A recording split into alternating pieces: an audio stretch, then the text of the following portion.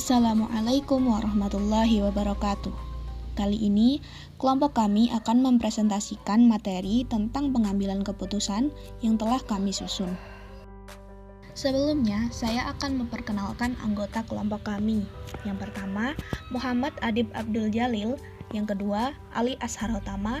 Dan yang ketiga, Meisyarah Alifah Khairunisa. Nah, mengapa sih kita harus belajar tentang pengambilan keputusan? Yang pertama, meningkatkan kualitas diri dan karir.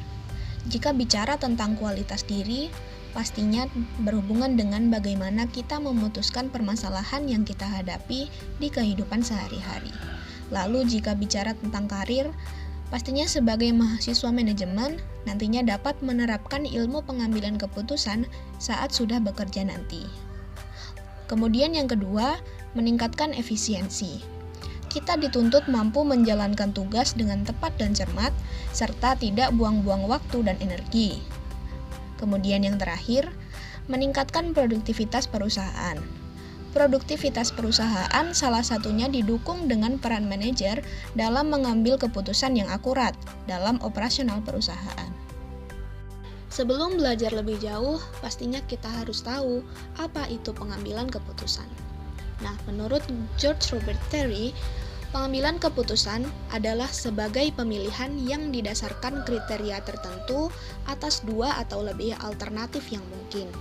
Kemudian, menurut Payen Siagian, pengambilan keputusan adalah suatu pendekatan sistematis terhadap suatu masalah, pengumpulan fakta dan data, penilaian yang matang atas alternatif dan tindakan. Kemudian, jika diartikan secara umum, pengambilan keputusan adalah proses penilaian dan penentuan pilihan dengan perhitungan dan pertimbangan untuk mencapai harapan tertentu. Setelah ini, kita masuk ke materi utama. Baik, saya akan menjelaskan materi yang pertama, yaitu proses pengambilan keputusan. Proses pengambilan keputusan meliputi 4 tahap yang saling berhubungan dan berurutan. Yang pertama, inteligensi, kedua, desain, 3, choice, 4, implementation. Saya akan menjelaskan satu persatu, yaitu yang pertama, inteligensi. Proses penelusuran dan pendeteksian dari lingkup problematika serta proses pengenalan masalah. Data masukan diperoleh, diproses, dan diuji dalam rangka mengidentifikasikan masalah. Yang kedua, desain. Proses menemukan, mengembangkan, dan menganalisis alternatif tindakan yang bisa dilakukan. Tahap ini meliputi proses untuk menganti masalah, menurunkan solusi, dan menguji kelayakan solusi. Baik, yang ketiga, choice. Proses pemilihan di antara berbagai alternatif tindakan yang mungkin akan dijalankan. Tahap ini meliputi pencarian, evaluasi, dan rekomendasi solusi yang sesuai untuk model yang telah dibuat. Solusi dari model merupakan nilai spesifik untuk variabel hasil pada alternatif yang dipilih. Dan yang terakhir, implementation, yaitu tahap pelaksanaan dari keputusan yang telah diambil. Pada tahap ini diperlukan untuk menyusun serangkaian tindakan yang terencana, sehingga hasil keputusan dapat dipantau dan disesuaikan apabila diperlukan perbaikan. Baik, lanjut ke materi kedua, yaitu keputusan oleh manajer. Manajer sebagai pembuat kebijakan. Manajer dianggap sangat identik dengan kebijakan.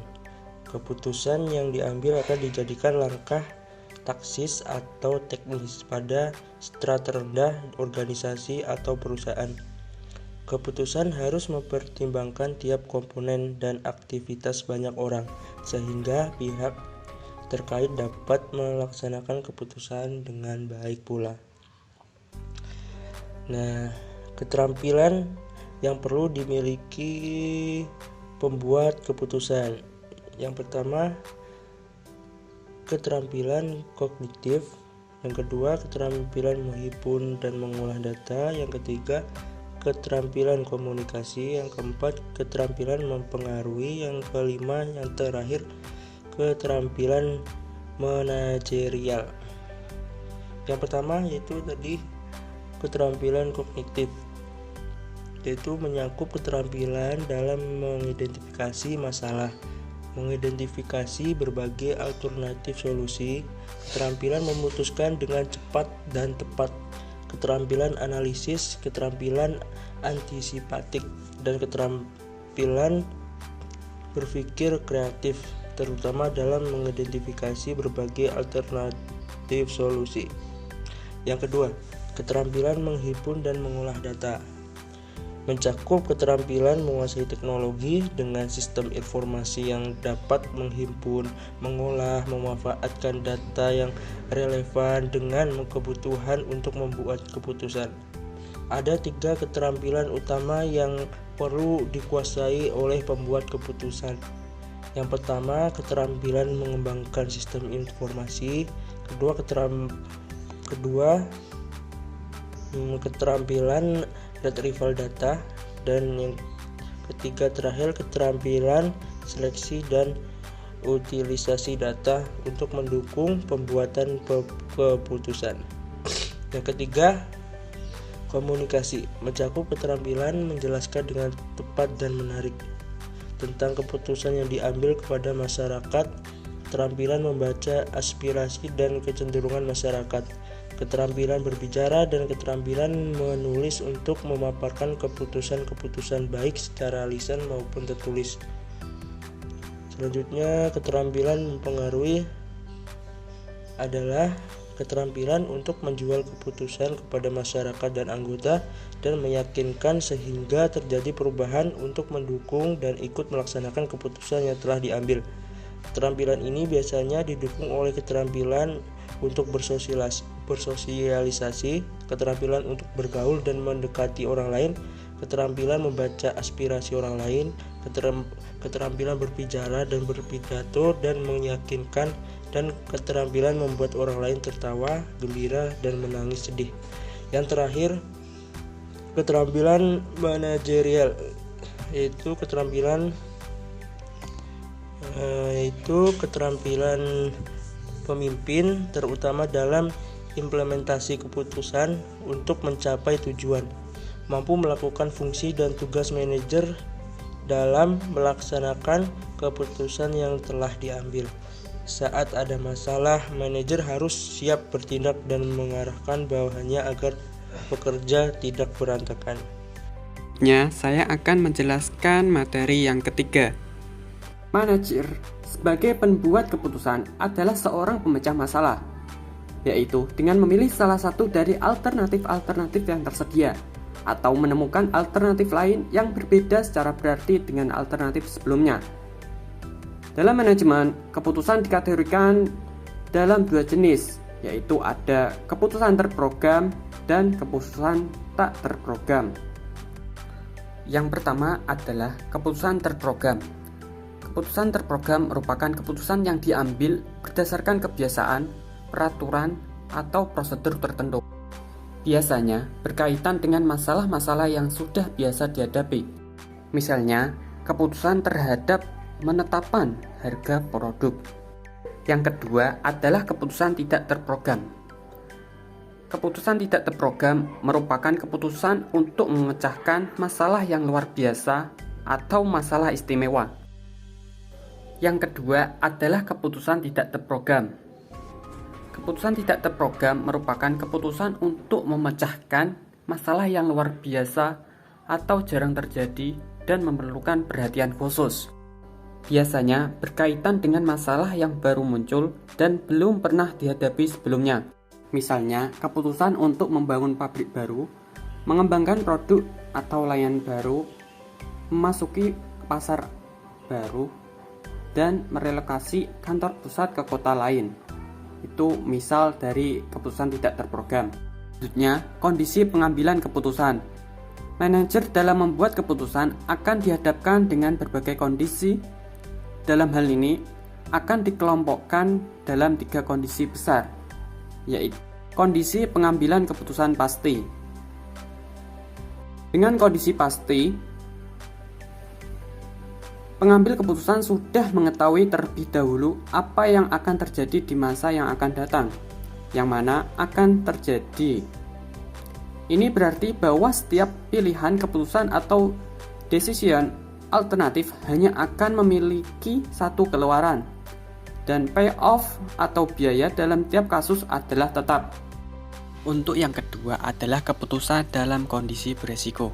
Pengambilan keputusan beresiko adalah masalah dengan situasi dan kondisi masa depan yang tidak pasti, namun dapat membuat perakiraan yang memungkinkan hal itu dapat terjadi, namun tetap harus didukung oleh pengalaman atau kebiasaan yang sering berulang-ulang. Untuk yang ketiga, keputusan dalam kondisi tidak pasti. Pengambilan keputusan kadang menemui atau menghadapi situasi di mana tak ada landasan untuk menduga peluang dari berbagai keadaan yang sesungguhnya. Karenanya, pengambilan keputusan dalam hal ini dilakukan pada lingkungan yang tidak pasti. Memasuki materi yang keempat, yaitu gaya pengambilan keputusan. Nah, gaya pengambilan keputusan di sini didasarkan pada karakter manajer dan caranya dalam menghadapi masalah serta menyelesaikannya. Yang pertama yaitu direktif. Manajer yang direktif dapat menoleransi suatu ambiguitas dalam pekerjaannya dan berorientasi pada tugas dengan teknis yang telah disetujui sebelumnya. Kemudian yang kedua adalah analytical.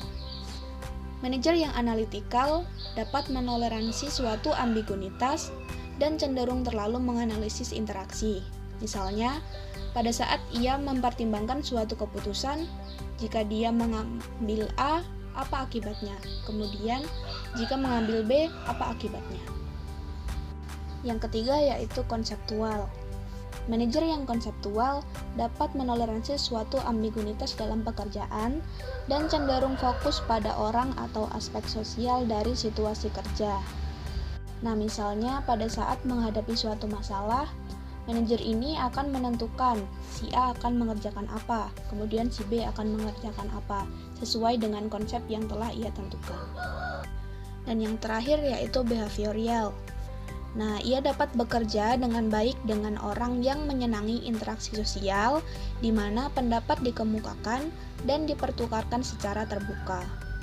Nah, jadi manajer yang behavioral senang menerima pendapat atau masukan dari orang lain pada saat ia akan mengambil keputusan. Yang kelima yaitu pengambilan keputusan yang efektif. Menurut Manulat 1986, pengambilan keputusan yang efektif dilakukan melalui 5 tahapan, yaitu yang pertama menerima tantangan. Saat menghadapi masalah, manajer tergerak dan tertantang untuk menyelesaikannya. Tentu, ia harus jauh dari sifat tidak peduli terhadap keadaan sekitar. Yang kedua yaitu mencari alternatif. Manajer memikirkan cara-cara yang mungkin dilakukan dalam menyelesaikan masalah yang ia hadapi. Yang ketiga yaitu penilaian alternatif. Manajer mempertimbangkan kelebihan, kekurangan, dan akibat setelah diterapkannya cara-cara yang telah ditentukan sebelumnya. Lalu yang keempat, menentukan pilihan dan menjadi terikat. Maksudnya, di sini manajer memilih salah satu dari cara yang telah ditentukan sebelumnya, lalu melakukannya dengan maksimal. Dan yang terakhir yaitu berpegang pada keputusan. Nah, berpegang teguh pada keputusan yang telah diambil serta mampu mempertanggungjawabkannya harus dilakukan oleh manajer sehingga pekerjaan yang dilakukan dapat selesai dengan sesuai harapan. Demikian pemaparan dari kelompok 1. Dengan ini kita dapat menyimpulkan bahwasanya pengambilan keputusan adalah proses memilih alternatif pilihan dengan pertimbangan tertentu untuk menyelesaikan suatu kasus yang dilakukan oleh manajer sebagai pembuat kebijakan. Keputusan yang diambil nantinya akan diterapkan dalam organisasi untuk mencapai harapan dan tujuan bersama secara efektif dan efisien. Baiklah, ini yang dapat kami sampaikan. Semoga dapat bermanfaat bagi kita semua. Apabila dalam penyampaian terdapat salah kata dan kekurangan, saya mewakili kelompok 1 meminta maaf yang sebesar-besarnya. Al-insan ma'halul khata' wa nisyan. Akhir kalam, wassalamualaikum warahmatullahi wabarakatuh.